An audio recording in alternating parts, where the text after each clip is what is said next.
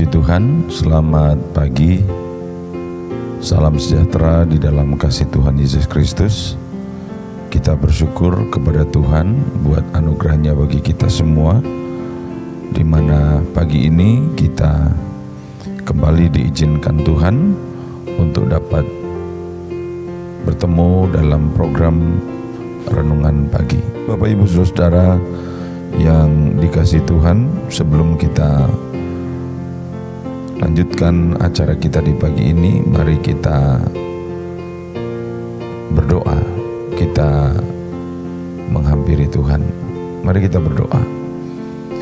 Bapa di dalam surga, di dalam nama Tuhan Yesus Kristus, sungguh hati kami bersyukur kepada Tuhan bahwa kesempatan ini Tuhan berikan buat kami untuk kami dapat bersama-sama kembali menikmati persekutuan dengan Tuhan.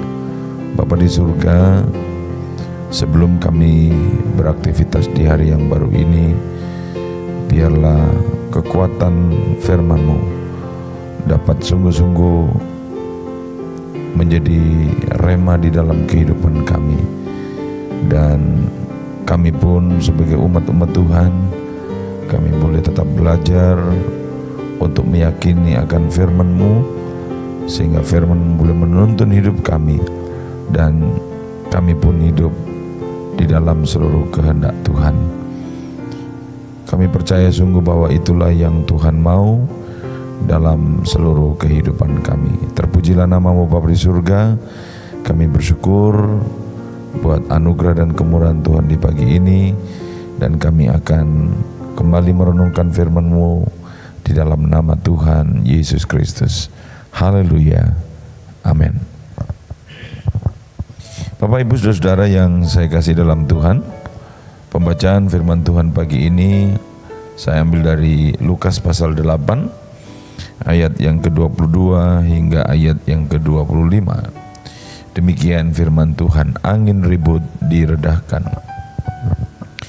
Pada suatu hari Yesus naik dalam perahu bersama-sama dengan murid-muridnya, dan ia berkata kepada mereka, "Marilah kita bertolak ke seberang danau." Lalu bertolaklah mereka, dan ketika mereka sedang berlayar, Yesus tertidur. Sekonyong-konyong turunlah taufan ke danau, sehingga perahu itu kemasukan air, dan mereka berada dalam bahaya. Maka datanglah murid-murid membangunkan dia, katanya, Guru, kita binasa." Ia pun bangun lalu menghardik angin dan air yang mengamuk itu. Dan angin dan air itu pun reda, dan danau itu menjadi teduh. Lalu katanya kepada mereka, "Di manakah kepercayaanmu?" Maka takutlah mereka dan heran. Lalu berkata seorang kepada yang lain, "Siapa gerangan orang ini, sehingga ia memberi perintah kepada angin dan air, dan mereka taat kepadanya?" Puji Tuhan. Bapak Ibu Saudara yang dikasihi oleh Tuhan, melalui kebenaran firman Tuhan ini saya ingin mengetengahkan satu judul renungan di pagi hari ini, yaitu di tengah badai kehidupan. Saudara-saudara, kalau kita memperhatikan dari pembacaan kita tadi, saudara, maka kita dapat melihat hal yang pertama di sana adalah Yesus mengajak murid-muridnya untuk menyeberang danau. Kalau kita lihat di ayat yang ke-22, di sana dikatakan, pada suatu hari Yesus naik ke dalam perahu bersama-sama dengan murid-muridnya, dan Yesus berkata kepada mereka, "Marilah kita bertolak ke seberang danau." Jadi saudara, dari ayat 22 ini kita dapat pahami bahwa Yesus mengajak murid-muridnya untuk menyeberang danau. Sungguh tidak duga sama sekali oleh murid-murid pada waktu itu bahwa mungkin mereka akan mengalami badai dalam perjalanan itu. Saudara-saudara, karena mereka berpikir bahwa mereka ada bersama-sama dengan Yesus. Saudara, tetapi disinilah sebetulnya kita belajar dari kebenaran firman Tuhan, bahwa sekalipun kita ada bersama-sama dengan Yesus, tidak dalam arti bahwa kita seakan-akan bebas dari tantangan, bebas dari badai kehidupan kita. Saudara, kalau kita membaca ayat-ayat firman Tuhan ini, waktu Yesus mengajak mereka, marilah, dikatakan firman Tuhan, kita bertolak ke seberang. Mereka langsung ikut.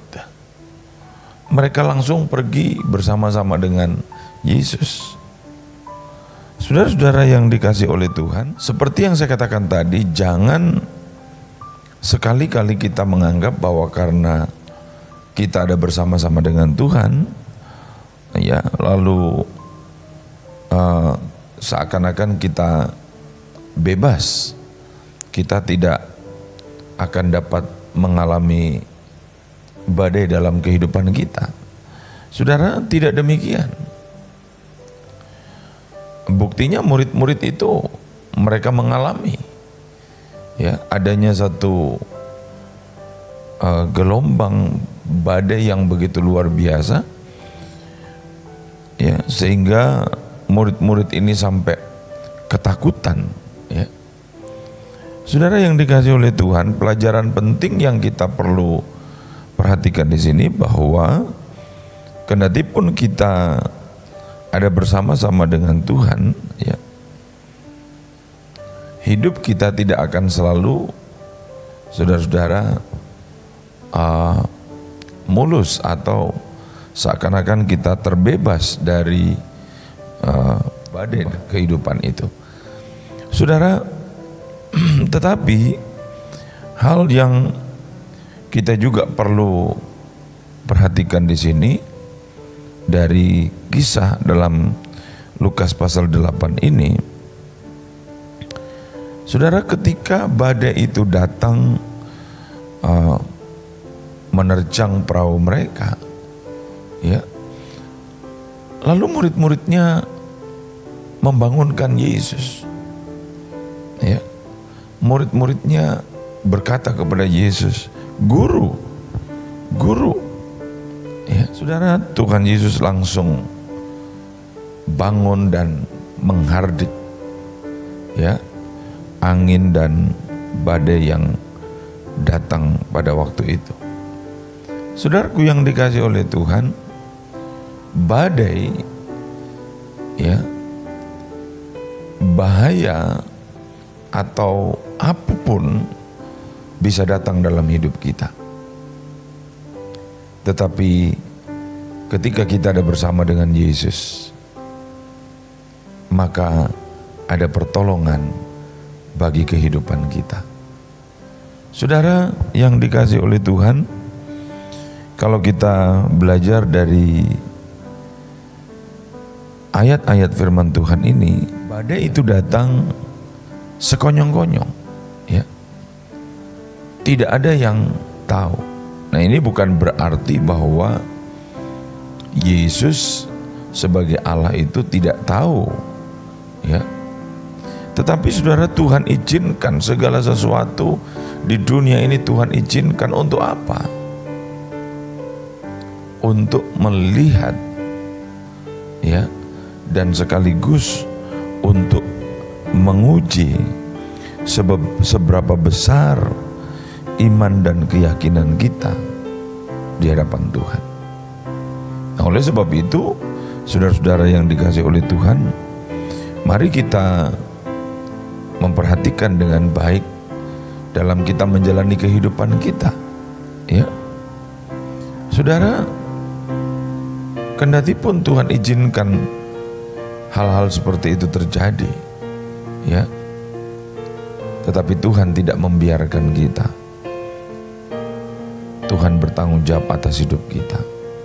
Dia tidak biarkan kita binasa, dia tidak biarkan kita mengalami bahaya, ya, yang akan mencelakakan hidup kita. Saudara-saudara yang dikasih oleh Tuhan, sekalipun murid-muridnya sudah begitu panik sampai mereka berkata, "Guru, guru, kita binasa." Ya, tetapi saudara-saudara, Allah kita adalah Allah yang bertanggung jawab. Dia tidak pernah membiarkan kita mengalami kondisi-kondisi seperti itu tanpa pertolongan Tuhan.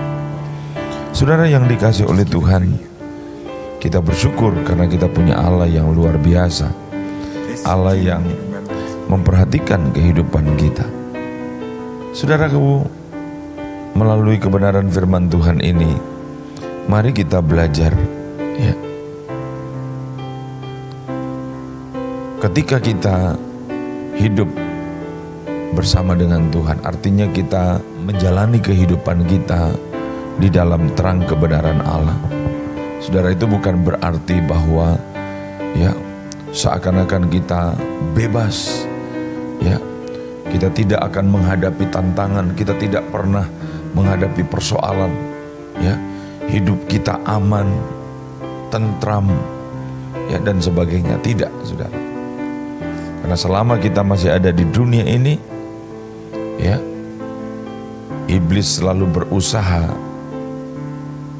untuk melemahkan hidup kita. Tetapi saudara-saudara, satu hal yang kita perlu ingat, Tuhan tidak pernah membiarkan kita. Iblis boleh datang, iblis boleh menggoda, iblis boleh saudara-saudara coba untuk menekan hidup kita, ya, menyerang hidup kita. Tetapi Tuhan tidak akan pernah membiarkan kita. Saudara, kalau kita menghadapi tantangan dalam hidup kita, kalau kita menghadapi badai dalam kehidupan kita, mungkin di tengah pekerjaan kita, mungkin di tengah hidup rumah tangga kita, mungkin di dalam pergaulan kita, dalam pelayanan kita. Saudara, pelajaran berharga yang kita bisa lihat dari Injil Lukas pasal 8 ini, murid-muridnya berseru kepada Tuhan, "Guru," dan dia datang dengan pertolongannya.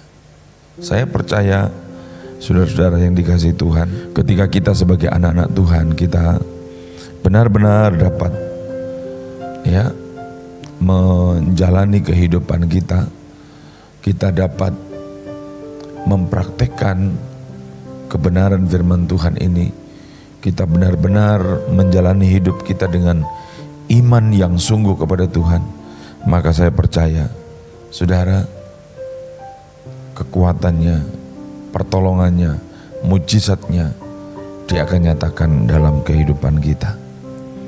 Saudara, karena Allah kita adalah Allah yang bertanggung jawab. Puji Tuhan, saudara, melalui renungan firman Tuhan ini, biarlah mengingatkan kepada kita untuk kita selalu waspada, ya. Kendati pun kita hidup di dalam kebenaran Allah, kendati pun kita hidup di dalam firman Tuhan, kita harus tetap waspada. Karena apa? Karena iblis, dia tidak senang melihat kita sebagai umat-umat Allah, sebagai orang-orang yang telah ditebus oleh darah Yesus. Saudara, dia selalu berusaha untuk melemahkan. Ya. Tetapi saudara, dia tidak akan sanggup melawan kuasa Tuhan. Ya. Alkitab mengajarkan kepada kita, kalau kita berharap kepada Tuhan, maka dia akan menolong hidup kita. Ya. Oleh sebab itu, mari tetap percaya kepada Tuhan, memiliki kewaspadaan yang tinggi. Ya. Jangan biarkan hidupmu ya dipengaruhi dengan berbagai macam hal dari dunia ini yang bisa membuat imanmu menjadi lemah. Tapi terus memandang kepada Yesus, percaya kepada Yesus, maka saya percaya Tuhan akan selalu campur tangan dalam hidup kita. Dia ada untuk menolong saya dan saudara. Dimanapun kita berada, apapun masalah dan persoalan yang kita hadapi, ya, Dia akan selalu ada untuk menolong hidup kita. Puji Tuhan, biarlah renungan firman Tuhan yang singkat ini boleh memberkati kehidupan kita sebagai umat-umat ketebusan Tuhan. Mari kita berdoa. Bapa di surga, kami mengucap syukur kepadamu jikalau kebenaran firman Tuhan ini Tuhan boleh berikan kepada kami. Kami sadar sungguh Tuhan, kami tidak memiliki kekuatan apa-apa. Kami manusia penuh dengan kelemahan dan kekurangan. Tetapi sebagai umat-umat Tuhan, kami tahu bahwa pertolongan itu datangnya daripada Tuhan. Kuatkan Tuhan, teguhkan hati dan iman kami. Dan biarlah kami terus memandang kepada Tuhan. Kami boleh melihat betapa ajaib dan luar biasanya kuasa Tuhan. Engkau tidak akan pernah meninggalkan kehidupan kami. Berkati kami semua, berkati umat-umat-Mu, mereka yang bekerja sepanjang hari ini dalam semua aktivitasnya. Biarlah campur tangan Tuhan terus nyata bagi kehidupan mereka. Terpujilah nama-Mu Bapa, ampuni salah dan dosa kami, sucikan demi kuasa darah-Mu. Biarlah kami terus layak dan berkenan di hadapan Tuhan. Kami bersyukur, sambut hari yang baru penuh dengan sukacita, dan menyerahkan segenap hidup kami ke dalam tangan-Mu. Di dalam nama Tuhan Yesus Kristus. Haleluya. Amin. Selamat pagi, selamat berkarya, Tuhan memberkati. Haleluya.